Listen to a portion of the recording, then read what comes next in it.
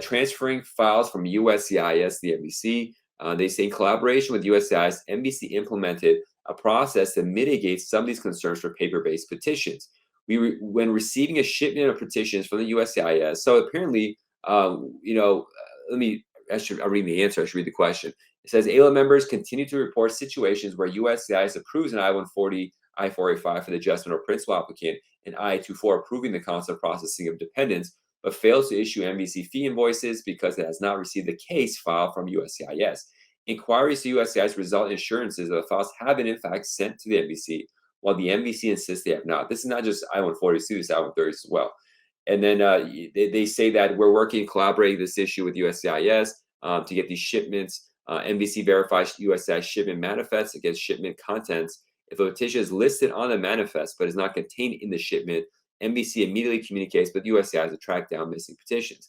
And this kind of hit home for me. I posted one issue that pops up is that, let's say you have an I-130 that you did consular processing, and then the beneficiary ends up being in the United States and you file for adjustment of status with the cases with the National Visa Center. I always contact National Visa Center saying, send the case back because the person is adjusting status. And I posted this on a Facebook group saying this, and someone responded kind of snarkily and they're like, no, that's not how it works. Like USCIS sends a digital file.